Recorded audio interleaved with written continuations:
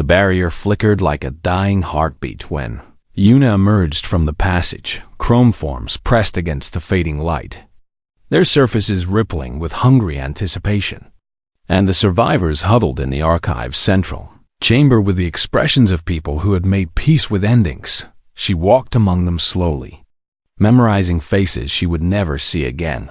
A Selthari cadet who had never spoken to her before reached out and touched her arm as she passed, a gesture of connection that needed no translation. A Methkai instructor who had once questioned her worthiness now bowed his scaled head in something that might have been respect. Dax found her near the foundation stone, and his massive form blocked out the world for one precious moment. "You found something down there," he said. "I can see it in your eyes. I found an answer. Why do you look like someone who has already said goodbye?" She took his enormous hand in both of hers and held it against her chest. "Your people have a saying about fear being the body asking for a plan. Yes, I have a plan now. And I need you to promise me something. Anything. When this is over. Take care of them, all of them, even the ones who do not deserve it. Because someone has to remember that kindness matters more than strength." His eyes widened with understanding and something that looked like grief. "Yuna, promise me." "I promise." She released his hand and walked toward Mirren, who sat against a pillar with her shattered arm cradled in her lap. The Selthari looked up and her crystalline face held none of the contempt Yuna had grown accustomed to seeing. "You are going to do something brave and stupid," Mirren said. "Yes. I owe you an apology. No, you owe me an explanation. Why were you so afraid of humans?" Mirren was silent for a long moment. "My grandmother was a historian. She studied the pre-Concord records that were supposed to remain classified. And she told me stories about your species before she died." "What stories?" "Stories about how humans survived their death world. About the things you did to each other and the things you endured.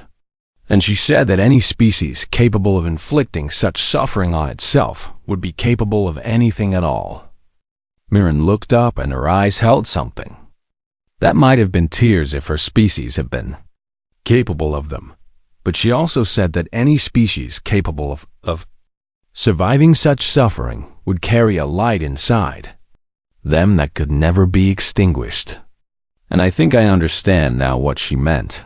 Yuna knelt beside her former enemy and took her unbroken hand. "Fear is not weakness. It is just the body asking for a plan, and you found one. You protected younger cadets when the Hollow came. I saw you. It was nothing. It was everything." She stood and walked toward Commandant Vorath, who waited near the barrier's edge with his 4 eyes fixed on the chrome horrors beyond. "Did you find your weapon?"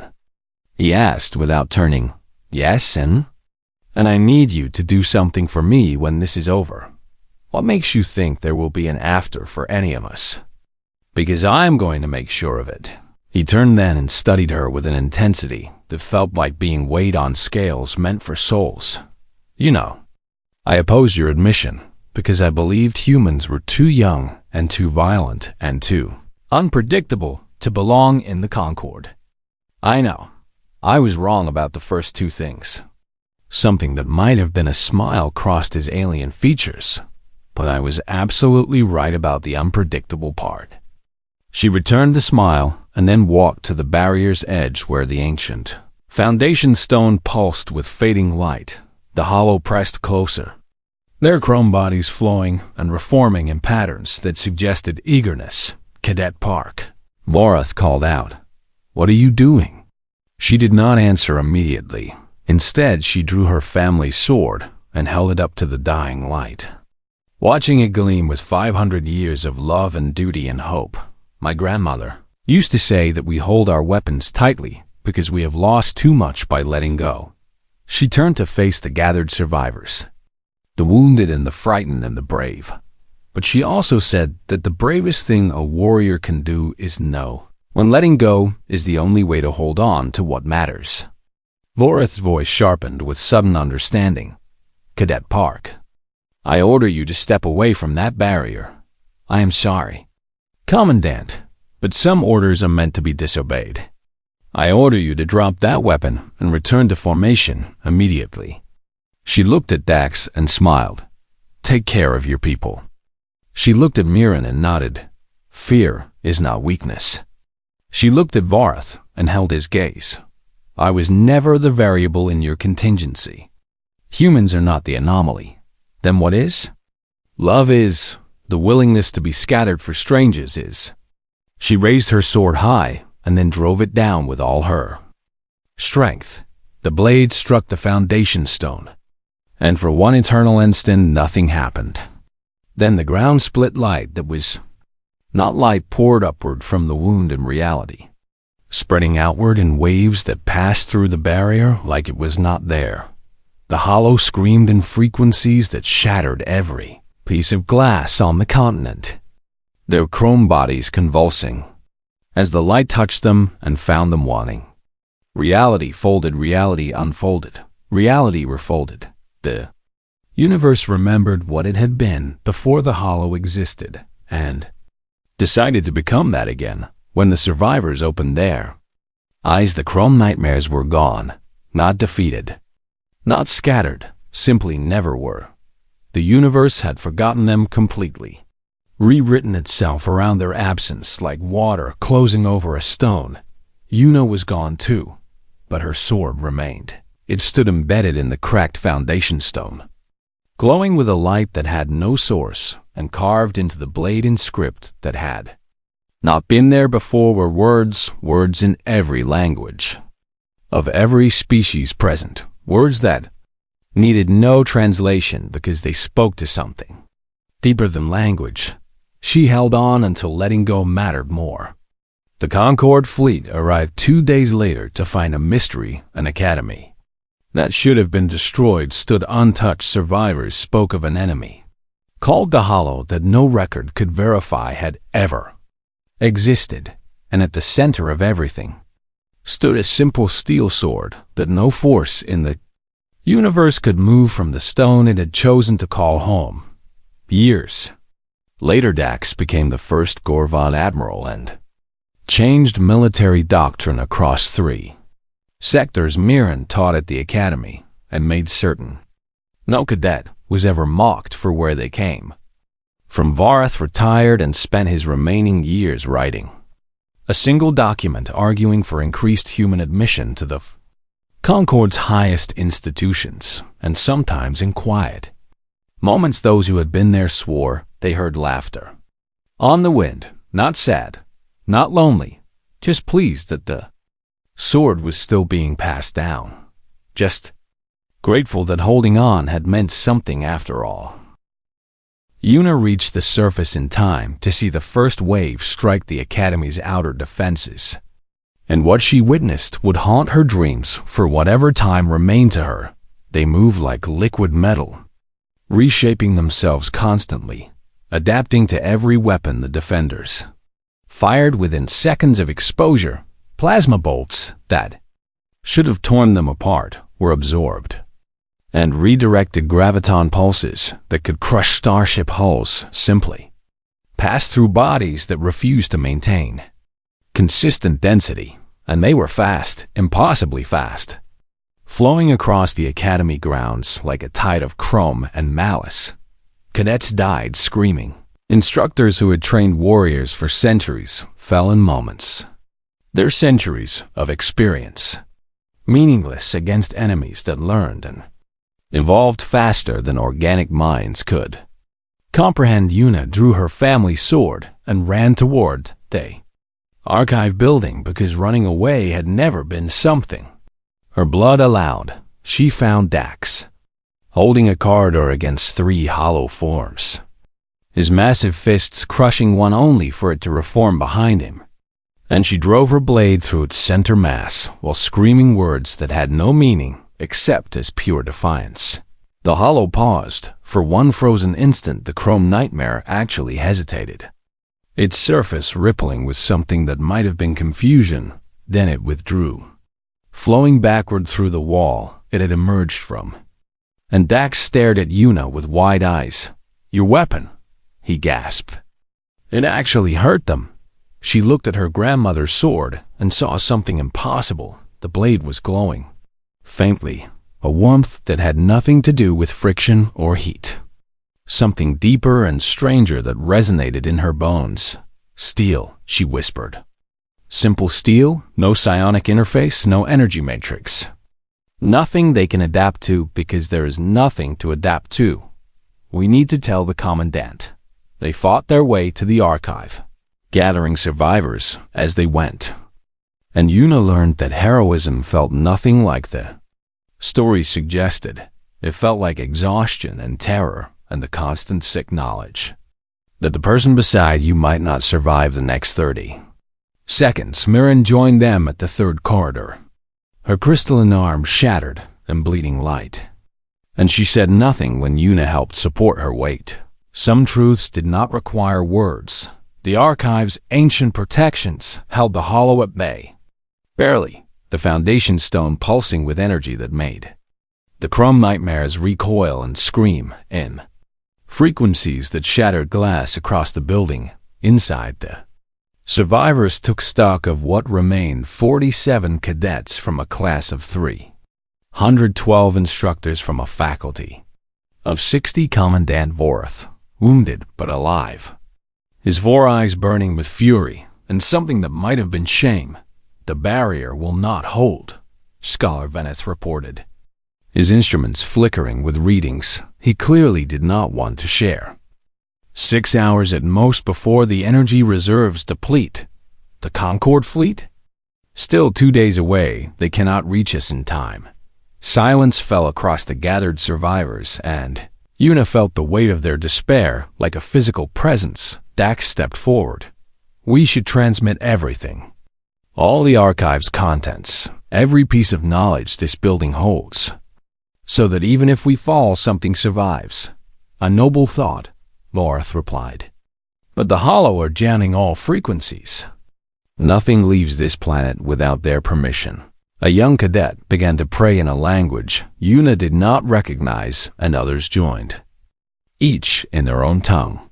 A chorus of hope directed at gods who seemed very far away.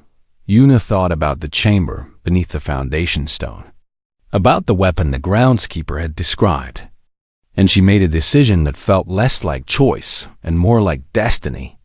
There is another option. Every eye turned toward her. Beneath this building lies something the ancient races buried rather than destroy. A weapon capable of ending the Hollow permanently. And I am the only one who can activate it. Vorath's expression shifted through suspicion and doubt before settling on desperate hope. "How do you know this?" "The groundskeeper told me. He is the last survivor of a species the Hollow consumed. And he has been waiting here for someone like me. Someone outside the psionic web. Why should we trust information from someone who has apparently been deceiving us for millennia? Because we have no other options, and because even if it is a trap, we are already dead anyway." The Commandant studied her for a long moment and then nodded once. "Oh. And if this is some elaborate human deception, I will find a way to make your afterlife uncomfortable." Yuna almost smiled at that. She descended through passages that should not have existed, following markers the groundskeeper had shown her. And the darkness grew thicker with every step. The chamber she eventually found defied description, geometry that hurt to observe, angles that suggested dimensions her mind could not process. And at the center, a crystal formation that seemed to exist in multiple places simultaneously. "You came," said a voice that was neither mechanical nor organic, neither singular nor plural. "We wondered if you would. What are you?" "We are what remains of those who built this place, preserved in patterns of light and mathematics, waiting for the moment when the question could finally be answered." "What question?" The crystal pulsed with colors that had no names. "What will you sacrifice to protect what matters?" Yuna thought about her grandmother's hands folding steel, about her mother's voice teaching her the forms, About 500 years of her family holding on to something beautiful in a universe that seemed determined to take everything. Tell me what I need to do. The voice explained the weapon was not a device, but a choice. A collapsed universe, compressed into infinite potential, waiting to be released. Releasing it would unmake the hollow completely, erasing their pattern from existence itself, rewriting reality so that they had never been. But the release required a catalyst, someone to channel the energy, someone to serve as the bridge between what was and what would be. The channeler will be scattered across that infinite potential. The voice continued. Not dead, simply everywhere and nowhere. Lost in ways that cannot be reversed. There is no other way? There is always another way. You could leave, and the hollow would take this world, and eventually reach Earth, and humanity would end as a footnote in histories no one will read. Yuna looked at the crystal and felt something shift inside her. Or I could stay. Yes, and become a different kind of footnote. One no one will remember, because there will be no one left who knew you. She thought about Dax asking for a plan. She thought about Myron's fear hiding wounded pride. She thought about Varth, who hated her and protected her in the same breath. I need to see them one more time. The barrier will hold for 4 more hours. You have time. Yuna climbed back toward the light, carrying the weight of a universe in her chest. The academy transformed into something unrecognizable within hours. Cadets who had spent weeks competing against each other now moved as a single organism, preparing defenses and securing critical systems with an efficiency born of genuine terror. Yuna watched instructors who had dismissed her abilities, now desperately explaining combat protocols to anyone who would listen. And she understood for the first time that fear was the great equalizer. The Concord fleet is 3 days away. Scholar Veth told her as they rushed through corridors filled with running figures and shouted orders. Veteran, Prime has only training vessels and an ancient planetary defense grid that has not been activated in millennia. One of the hollow. His ancient face twisted with something that looked like grief. They are what happens when civilization decides that consciousness should be unified rather than individual. When they build machines to merge all minds into one, and then cannot stop the process from consuming everything it touches. They are machines? They were once people, dozens of species across hundreds of worlds. And then they became something else entirely. A hunger that spreads and absorbs and never stops wanting more. The Concord had fought them 10,000 years ago in a war that had cost billions of lives. And the survivors had believed the hollow destroyed, scattered beyond the galactic rim where nothing could survive. The survivors had been wrong. Commandant Vorath assigned Cohort 7 to protect the Academy's central archive, a repository of knowledge from 100 worlds that represented irreplaceable cultural heritage. If the defenses fail, he told them, you will ensure that nothing in that building falls into enemy hands by any means necessary. He looked directly at Yuna when he said it, and she understood his meaning perfectly.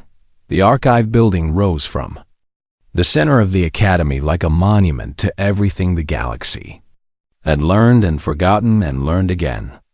And at its heart lay a foundation stone that predated the institution by millions of years. Dax found her there as she examined the strange symbols carved into that ancient rock. Are you afraid? He asked. I am terrified. He settled beside her, and his massive presence was oddly comforting. My people have a saying. Fear is simply the body asking the mind for a plan. What happens if there is no plan? He did not answer, and they sat together in silence while the world prepared to end the hollow fleet. Did not attack immediately. Instead, they hung in orbit like patient predators and broadcast a single transmission. On every frequency the Academy could monitor, the voice that spoke was not mechanical exactly, but it was not alive either. Something in between that made Yuna's skin crawl with instinctive revulsion. We have not come for the Concord, the voice announced. We have not come for your worlds, or your knowledge, or your pathetic resistance. A pause that seemed to last forever. We have come for the anomaly. For the species that exists outside the pattern. For the humans. The archive fell silent around Yuna as every eye turned toward her. Surrender the anomaly, and we will depart. Refuse, and we will take what we came for regardless.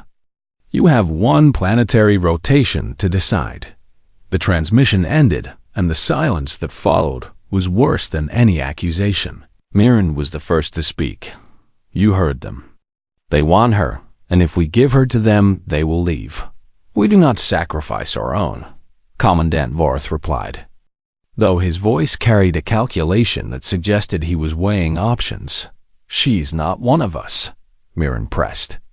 She is human, barely a cadet, certainly not worth the destruction of this academy and everyone in it. Others murmured agreement, and Yuna felt the weight of their eyes like a physical force pressing against her chest. I did not ask them to come, she said quietly. I do not understand why they want me. That is precisely the problem, Mirren snapped. None of us understand why humanity seems to attract such catastrophic attention. And perhaps it is time we stop trying to include you in civilized society, and simply let you face the consequences of whatever you are. Dax rose to his full height, and his shadow fell across Mirren like a warning. Speak that way again, and you will answer to me. The brave Gorvan defends his human pet. How touching, and how predictable that the two species at the bottom of the ladder would cling to each other, while the rest of us drown. Enough, Vorth commanded. No decision will be made tonight, and everyone will return to their posts. But Yuna saw the doubt in his eyes, and she knew that he was considering it, weighing her life against the lives of everyone under his command.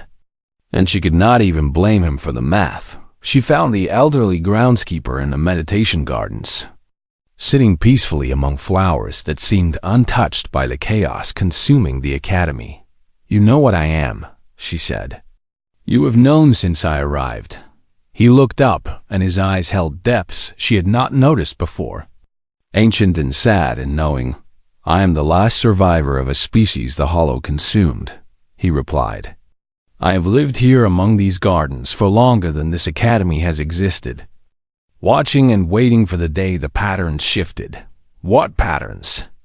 The psionic web connects all Concord species, binding them together in ways they do not even consciously understand. And into that web the Hollow can reach and grasp and pull.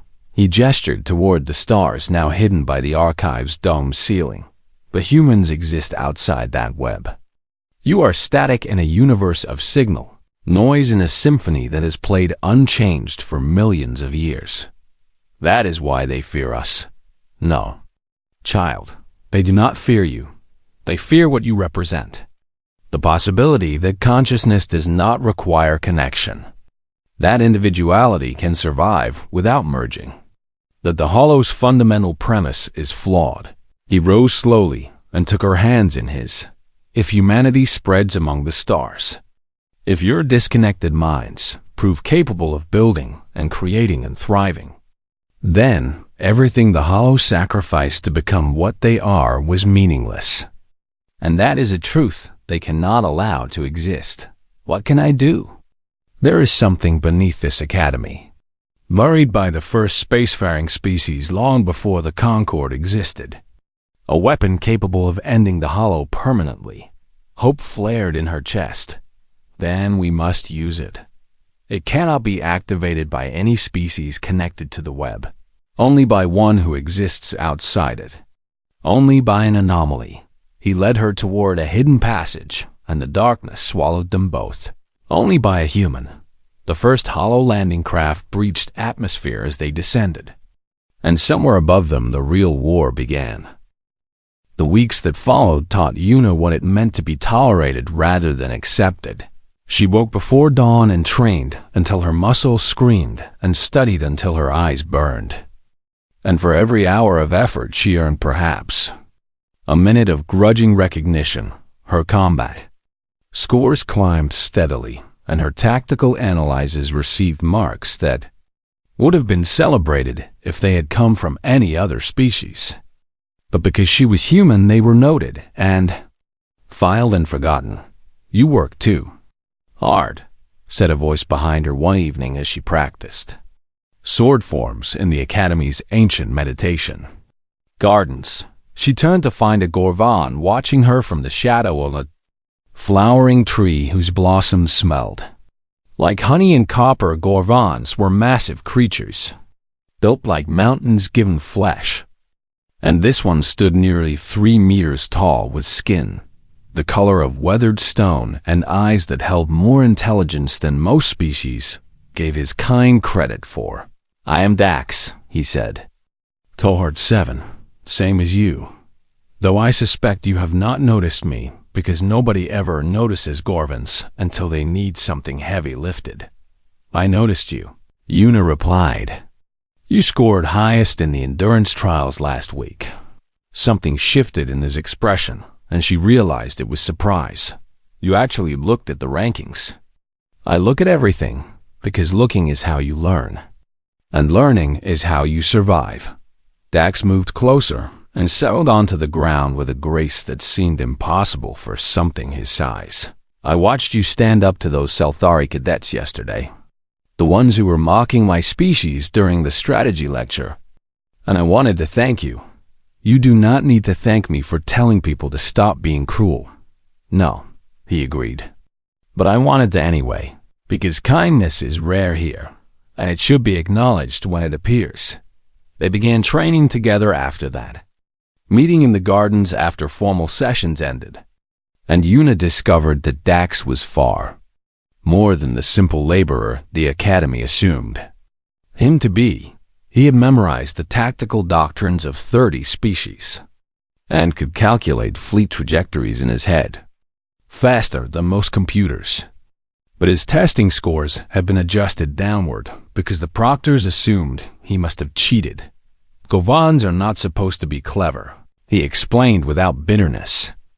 "We are supposed to be strong and obedient and grateful for whatever scraps the elder races throw us. And when we prove otherwise, it makes them uncomfortable. Humans understand that particular feeling very well. I know. And that is why I sought you out, because the ones at the bottom of the ladder should stick together." Myron's harassment continued and evolved, becoming more subtle and more vicious as the weeks passed. Yuna arrived at a simulation session to find her scores had been reset to 0, and the instructor on duty simply shrugged and told her to perform the exercises again. She completed tactical examinations only to discover her answers had been flagged as suspicious, requiring review that somehow never concluded. Her equipment malfunctioned with suspicious regularity, and her duty assignments always seemed to involve the most unpleasant tasks the Academy could devise. She endured it all because complaining would only prove what they already believed about humans, that they were weak and fragile and did not belong. But one night Mirren went too far. Yuna returned to her quarters to find her family's sword missing from the wall, and something inside her went very cold and very still. She found Mirren in the common area surrounded by her crystalline companions, and the sword lay across her lap like a trophy. "I wanted to examine this primitive artifact," Mirren said with a smile that held no warmth, "to understand why a human would carry something so crude into a place of such advancement. Give it back. Or what? Will you attack me? Will you prove that humans are the violent creatures everyone knows them to be?" Yuna stepped closer, and her voice dropped to something barely above a whisper. "That sword has been in my family for 500 years. Passed from parent to child through wars and famines and every catastrophe my world could produce. And the hands that held it before mine held it with love and duty and hope for the future." She took another step, and Myron's smile faltered. "You can mock my species and sabotage my scores and make my life difficult in 1,000 small ways. But if you do not return that sword in the next 10 seconds, I will show you exactly what a human is capable of when you threaten the things they love." The silence stretched between them like a wire about to snap. Mirren set the sword down, and Yuna collected it without breaking eye contact. "You are dangerous," Mirren whispered as Yuna turned to leave. "The elder races were right to be afraid of your kind." "What do you mean?"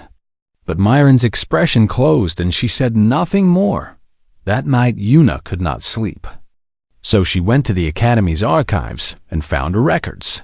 Clerk willing to accept a bribe of authentic Earth chocolate.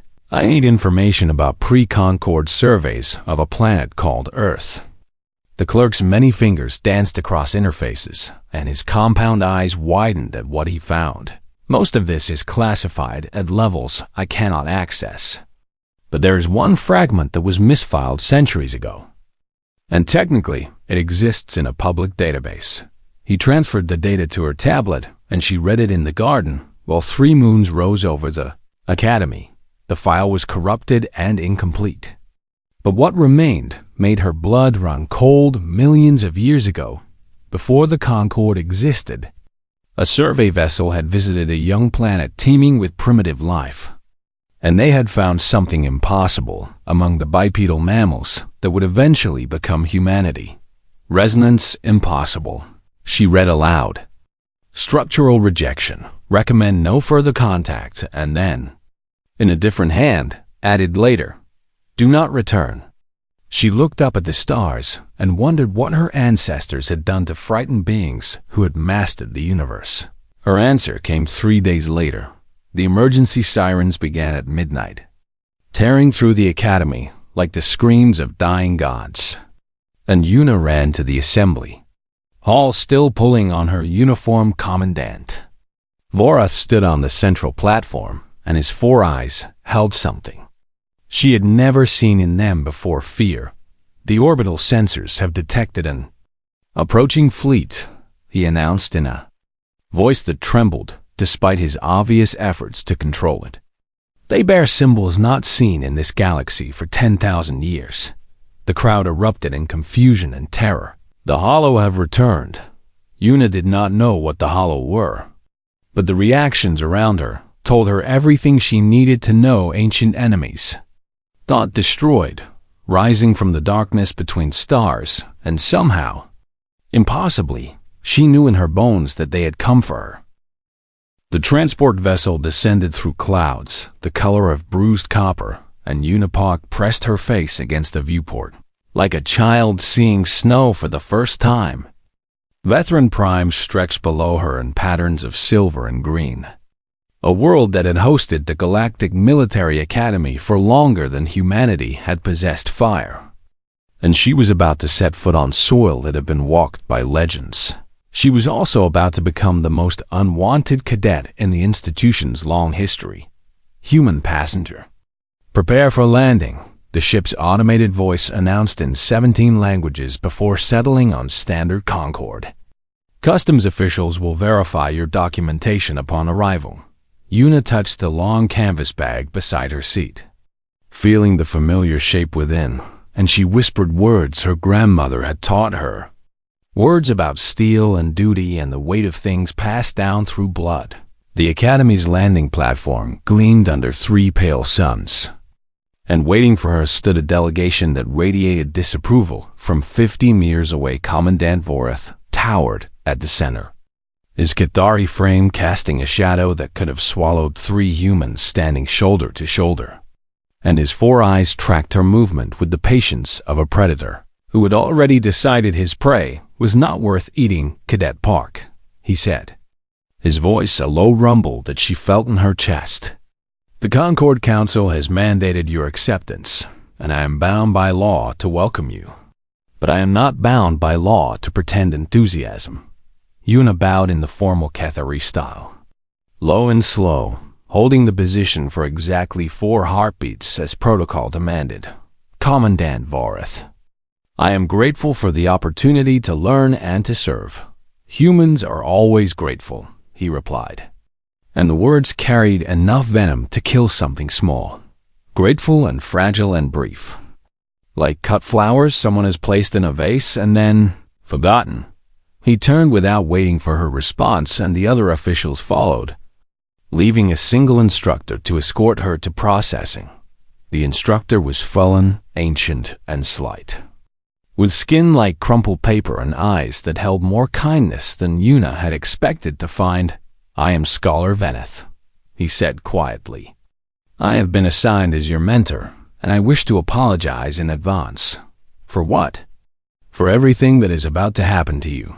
Processing took 4 hours and involved 17 forms, 3 medical scans, and 1 deeply uncomfortable interview about humanity's history of violence against itself. Una answered every question honestly, because lies required energy she could not spare.